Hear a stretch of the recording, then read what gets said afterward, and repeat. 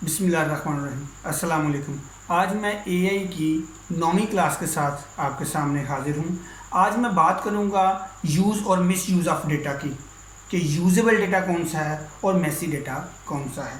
देखिए, पहले तो आपने डेटा कलेक्शन ही सारा कुछ होता है। मैंने आपको बताया था कि एआई मॉडल को ट्रेन करने के लिए मशीन लर्निंग में जो डेटा कलेक्शन होता है वही सारा कुछ होता है। आपके पास ह्यूज अमाउंट ऑफ डेटा जो है ना बेहतर रिजल्ट देता है। तो डेटा किस तरह इकट्ठा करना चाहिए? डेटा इकट्ठा करने के लिए एक स्ट्रैटेजी होती है। या तो मैं पहले आपको पीछे बता चुका हूँ, या तो आप वेबसाइट से डेटा ले सकते हैं, या पेड डेटा ले सकते हैं, या आप पार्टनरशिप पे डेटा ले सकते हैं। अब डेटा लेने के लिए कुछ अप्रोचेज़ हैं। कुछ अप्रोचेज़ गलत हैं, कुछ अप्रोचेज़ ठीक है। तो इसमें हम लोग अब ये देखेंगे कि ठीक अप्रोचेज़ कौन सी हैं और गलत अप्रोचेज़ कौन सी हैं। देखिए, आप डेटा कलेक्ट करते हैं तो आप एक साल में डेटा कलेक्ट करते हैं, आप सालों लग जाएंगे डेटा कलेक्ट करने के लिए, ठीक है।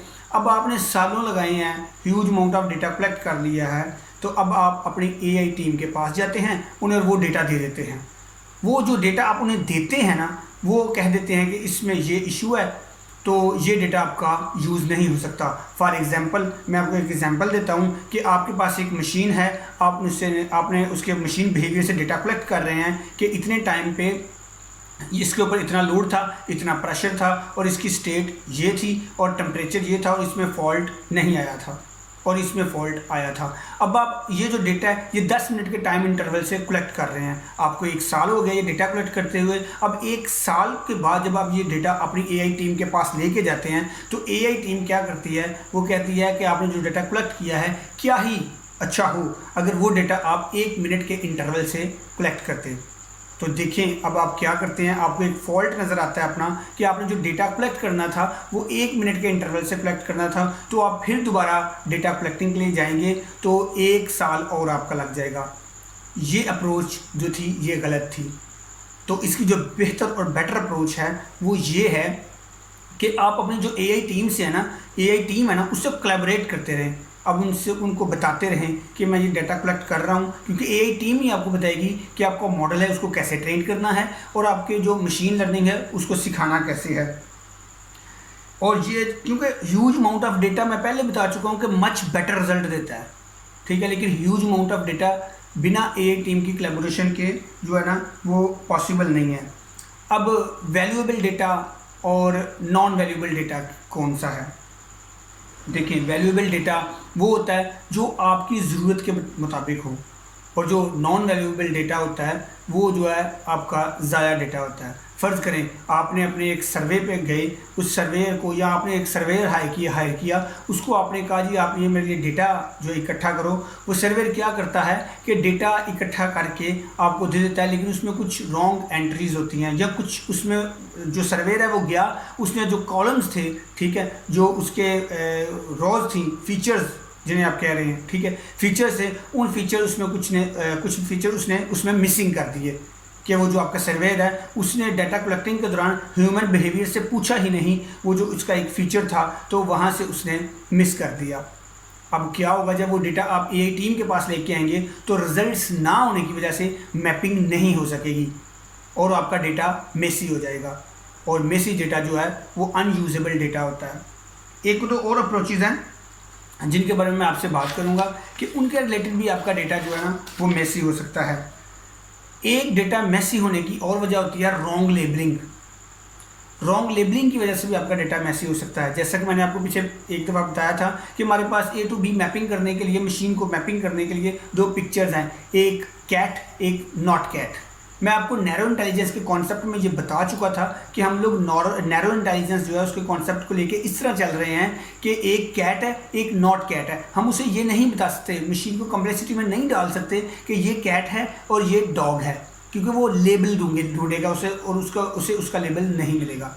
इस तरह ये होता है। रॉन्ग लेबलिंग मैनुअली किस तरह होती है? रॉन्ग लेबलिंग ये है कि एक आपने नॉट कैट को कैट कर दिया, एक बर्ड को कैट लिख दिया, ठीक है। आप ये बिल्कुल डीपली और ब्रीफली इस चीज़ों को समझें कि मशीन लर्निंग के जो छोटे छोटे कॉन्सेप्ट हैं ये मैं आपको किस तरह बता रहा हूँ। अभी आपका ये जो कॉन्सेप्ट है इसके रिलेटेड क्लियर हो गया होगा। रॉन्ग लेबलिंग की वजह से भी आपका डेटा मैसी हो सकता है।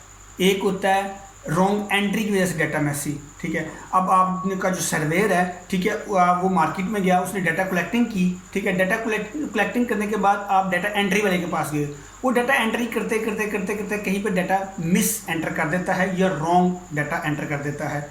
तो जैसा कि मच जो है ह्यूज अमाउंट ऑफ डेटा, उसी के ऊपर उसने एआई मशीन ने अपने रिजल्ट्स निकालने होते हैं। अगर उसके पास गलत डेटा होगा ना तो वो फिर ठीक रिजल्ट नहीं निकाल सकेगा। तो जब आप एआई टीम के साथ कोलैबोरेशन करेंगे और वो रॉन्ग डाटा देखेंगे तो वो आपका डेटा जो है वो मैसी हो चुका होगा। एक इशू ये भी आता है जो अप्रोचेस में से अप्रोच है कि आप जो अपने सर्वेयर को भेजते हैं वो फेक एंट्रीज करके ले आता है। फेक एंट्रीज किस तरह करके ले आता है कि वो कुछ फॉर्म्स लेके जाता है, उनके ऊपर लोगों की राय लेता है, जो डेटा उन्होंने कलेक्ट करना होता है वो डेटा कलेक्ट करता है, लेकिन कुछ 10-20 फॉर्म वहाँ पे फिल करता है, बाकी फॉर्म जो वो घर आके खुद ही फिल कर देता है। ये होती है फेक डेटा की। इससे भी जब आप अपनी एआई टीम से कोलैबोरेट करेंगे तो उन्हें पता चलेगा कि ये डेटा फेक है, तो आपकी जो ट्रेंड मॉडल मशीन है वो आपको रिजल्ट नहीं अच्छे देगी। उसके पास डेटा एंट्री वाले की सभी गलती हो सकती है, ये को मैंने पहले बता दिया कि आप डेटा एंट्री वाले के पास जाते हैं, जो आपका डेटा है वो जो है ना गलत एंटर हो जाएगा, तो उससे भी आपकी मशीन जो एआई टीम है वो कोलैबोरेट ना होने की वजह से आपकी मशीन गलत जो है ना वो रिजल्ट्स आपको देगी। इसके अलावा जो मैं आपको बताना चाह रहा हूँ वो मेन चीज़ लेबलिंग की होती है, ठीक है। लेबल बेसिकली जो आपकी मशीन के मेन टॉपिक और मेन काम है ना वो लेबलिंग है, जो ए टू बी मैप हो रहे हैं, ठीक है। अभी मैं आपको एक एग्जांपल देता हूँ कि फ़र्ज़ करें जो मैंने पिछले लेक्चर में एक बताया था कि हम ए टू बी मैपिंग करते हैं, ठीक है। जो फीचर्स हैं जो मैंने पीछे आपको बताया था कि 200 गज़ का मकान जो है, एक फीचर है 200 गज़ का मकान, दूसरा फीचर है उसके 2 बेड्स और तीसरा है उसके $2000, ठीक है। अगर हम इस एग्जांपल को देखें और इसमें हम लोग मैसी एग्जांपल इस तरह निकालेंगे कि हमारा डाटा मैसी कैसे हो सकता है जो कॉलम्स हैं उनमें डाटा एंट्री करते वक्त आपने जो मकान की प्राइस लिखी है वो $0.001 लिख दी है, ठीक है। एक जिसकी वजह से भी डाटा मैसी हो सकता है। एक आपने लिखे जहाँ पे वो बेड थे कि डबल बेड है, ट्रिपल बेड है, सिंगल बेड है, वो वाले मकानों में आपने लिख दिया हो अननाउन, यानी कि बेड का ही नहीं पता।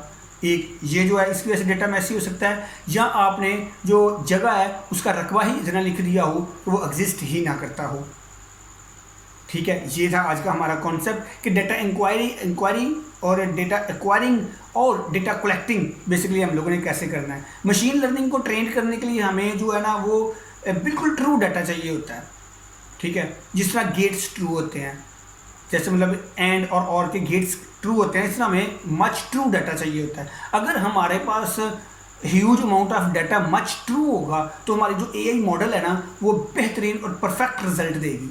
अगर हमारे पास डेटा ही मैसी होगा तो जो हमारी मशीन है वो रिजल्ट अच्छे नहीं देगी। एआई टीम के साथ कोलैबोरेशन जो है ना वो एक मेन चीज़ है, वो आपका टाइम भी बचाएगी और आपका डाटा मैसी होने से भी बचाएगी।